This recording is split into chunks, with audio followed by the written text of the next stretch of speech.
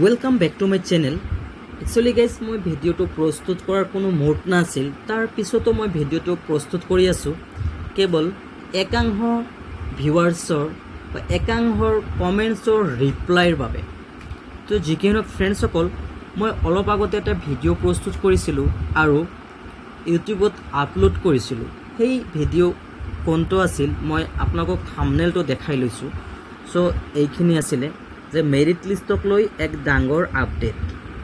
সঁচাকৈয়ে LPUPৰ merit list কেতিয়া দিব, চলিত মাহত কোনো লিষ্ট ওলাবনে, আৰু 100% অথেণ্টিক ইনফৰমেশ্যন বুলি মই থাম্বনেইলত লিখি দিছিলোঁ। আনহাতে ভিডিঅ'টোতো মই কৈছিলোঁ, কিন্তু এই ভিডিঅ'টো চোৱাৰ পিছত বহুতেই মোক কমেণ্ট কৰিছিল। এই কমেণ্টছৰ ভিতৰত কিছুমান ভিউৱাৰ্ছ আছিলে, 6-7জন মান ভিউৱাৰ্ছ আছিলে, যি কমেণ্টছবোৰ চালে এনেকুৱা লাগে actually I don't know' what to say. So' কেনেকুৱা মেণ্টেলিটি, মই ইমানবাৰ কোৱা সত্ত্বেও তেখেতসকলে মোক বাৰ বাৰ ফ'ৰ্চ কৰি আছে যে আপুনি ক'ৰ পৰা ইনফৰমেশ্যন কালেক্ট কৰিছে, আপুনি ইনফৰমেশ্যনখিনি দিয়ক, নহ'লে প্ৰুফ দিয়ক, বা মিছলীয়া সঁচা বুলি কেতিয়াও আমি ধৰিব নোৱাৰোঁ, বা অমুক চমুক বা কিবা কিবি কৈ আছে। কিন্তু তাৰ ভিতৰত মই কমেণ্টছত ৰিপ্লাই দি আছোঁ যে একচুৱেলি আমি যিখিনি ইনফৰমেশ্যন আপোনালোকক ভিডিঅ'টোৰ যোগেদি দিছোঁ, গোটেইখিনি ইনফৰমেশ্যন আপোনালোকক অথেণ্টিক হয়, আমি অফিচিয়েলি কৰিছোঁ। কিন্তু আপুনি বা আপোনালোকে যিসকলে এনফৰ্চ কৰি আছে যে প্ৰুফ দিয়ক, কিন্তু এইখিনি দিয়া কিন্তু সম্ভৱপৰ নহয়। কিয়নো আপোনালোকে নিশ্চয়কৈ জানে যে আজিকালি খবৰ বা কোনো ইনফৰমেশ্যন কালেক্ট কৰা বহুত চেলেঞ্জিং হয়। আনহাতে অফিচিয়েলি খবৰ দিব নিবিচাৰে। ত' যিকিয়ে নহওক আমি খবৰখিনি অথেণ্টিকভাৱে লৈছোঁ।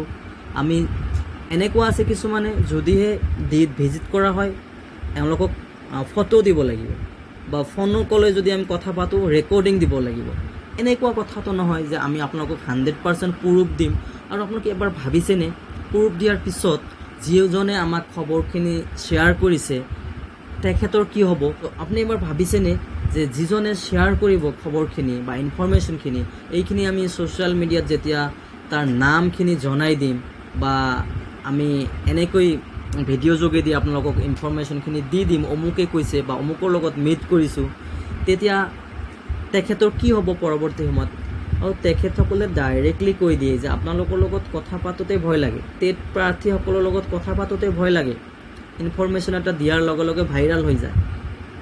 চ' তাৰপিছতো যদি আপোনালোকে এনেকৈ ফ'ৰ্চ কৰে যে 100% প্ৰুফ দিয়ক, বা এইখিনি যে সঁচা হয় আপুনি প্ৰুফ দিয়ক, এইখিনিতো দিয়া সম্ভৱপৰ নহয়। কিন্তু আমি কৈছোঁ যে সম্ভৱপৰ নহয়, কিন্তু আমি যিখিনি দিছোঁ আপোনালোকে ভাবি লওক কথাখিনি সঁচা।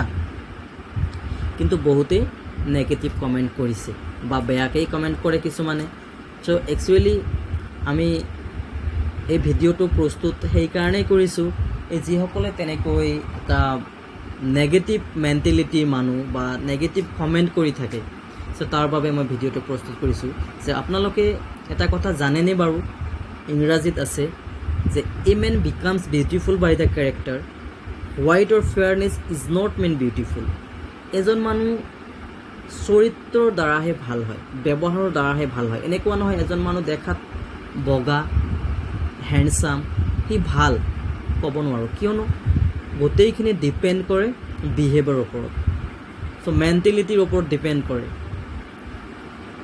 চ' আপোনালোকে যেতিয়া কমেণ্ট কৰে, কেৱল মোৰ ভিডিঅ'তে নহয় বেলেগ ভিডিঅ'তো যেতিয়া আপোনালোকে কমেণ্ট কৰিব, চ' কমেণ্টখিনি আপোনালোকে ভাবি চিন্তি কৰিব। আৰু এনেকুৱা নহয় যে চববিলাক ইউটিউবাৰে আপোনালোকক ফেক ইনফৰমেশ্যন দিয়ে। তো যিকি নহওক ফ্ৰেণ্ডছসকল, যিসকলে এনেকুৱা ধৰণৰ মেণ্টেলিটি হয়, ইচ্ছা হ'লে চাব, নহ'লে নাই, কিন্তু বেয়াকৈ কমেণ্ট কৰিব নাপায়। আনহাতে গোটেইখিনি কমেণ্টটো পঢ়ি চোৱা সম্ভৱপৰ নহয়, বহুত কমেণ্ট আহি যায়। তাৰ ভিতৰত যিসকল বেয়াকৈ কমেণ্ট কৰে, বা ভাল ভিডিঅ' চোৱা সত্ত্বেও বেয়াকৈ কমেণ্ট কৰিছে, এইবিলাক কিন্তু ডিলিট কৰা হয়। তো যিকি নহওক ফ্ৰেণ্ডছসকল, যিসকলে বেয়াকৈ কমেণ্ট কৰে তাক মই জনাম যে কমেণ্টখিনি কৰাৰ আগতে আপোনালোকে ভালকৈ চাই ল'ব, বা ভিডিঅ'খিনি ভালকৈ চাই ল'ব কি কৈছে আৰু সঁচাই কি কৈছে, তাৰপিছতহে কমেণ্ট কৰিব। আৰু নহ'লে চোৱা বাদ দিব, আনছাবস্ক্ৰাইব কৰিব, ডিছলাইক মাৰি গুচি যাব, no' problem, it's doesn't matter, it's not a big deal. But he shouldn't comment like stop it or disgusting. তো যিকি নহওক ফ্ৰেণ্ডসকল, LPUP যি মেৰিট লিষ্ট বা ভেৰিফিকেশ্যন লিষ্ট আছে এইখিনি পলম হ'ব, কিন্তু কোন মাহত ওলাব 100% প্ৰুফ হ'ল। আৰু 100% প্ৰুফ হ'ল মই এইকাৰণে লিখিছিলোঁ যে মোৰ আগৰ ভিডিঅ'টোত মই কৈছিলোঁ 100% অথেণ্টিক হয়, বেয়াকৈ কমেণ্ট কৰাৰ বাবে মই লিখিছোঁ।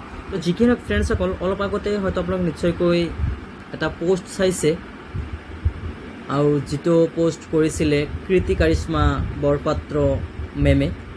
চ' তাতে কিন্তু স্পষ্টকৈ লিখিছে আপোনালোকৰ ভেৰিফিকেশ্যন যি লিষ্ট বা প্ৰভিজনেল লিষ্ট আছে কেতিয়াকৈ ওলাব। চ' আপোনালোকে নিশ্চয়কৈ চাইছে। মই এইখিনি তথাপি আপোনালোকক এবাৰ দেখাবলৈ চেষ্টা কৰিছোঁ। চ' ফ্ৰেণ্ডসকল, আপোনালোকে নিশ্চয়কৈ ইয়াতে চাব পাৰিছে যে probable date October 16 to 8 days DEE documents verification schedule. Ourselves department will try to bring it a little further. I hope you will cooperate. সম্ভাব্য তাৰিখ অক্টোবৰ 16ৰ পৰা 8 দিনীয়া DEE ফাইল সত্যাপনৰ সূচী আমাৰ বিভাগে অলপ আগুৱাই আনিবলৈ চেষ্টা কৰিব, সহযোগ কৰিব বুলি আশা থাকিল। চ' আমাৰ কৃতি কাৰিশ্মা মেমে এইখিনি লিখিছে যে অক্টোবৰ 16 তাৰিখৰ পৰা DEE যি LPUPৰ ভেৰিফিকেশ্যনৰ কাম আছে এইখিনি আৰম্ভ হ'ব, আৰু 8 দিনীয়া কাৰ্যসূচী এটা ষ্টাৰ্ট হ'ব। আনহাতে চৰকাৰৰ ফালৰ পৰা বা DEE কৰ্তৃপক্ষৰ ফালৰ পৰা এইখিনি 16 তাৰিখৰ অলপ আগতে ষ্টাৰ্ট কৰাৰ চেষ্টা কৰিব, আৰু সকলোৱে সহযোগ কৰিব বুলি তেখেতসকলে আশাবাদী। তো যিকি নহওক ফ্ৰেণ্ডসকল, আপোনালোকে ভিডিঅ'টো চাব পাৰিছে বা এতিয়া আপোনালোকে নিশ্চয়কৈ বিলিভ কৰিব পাৰিছে। এইখিনি আছিলে আজিৰ ভিডিঅ'টোৰ বিষয়বস্তু। যদিহে ভাল পাইছে লাইক কৰিব আৰু পাৰিলে চেনেলটো ছাবস্ক্ৰাইব কৰিব।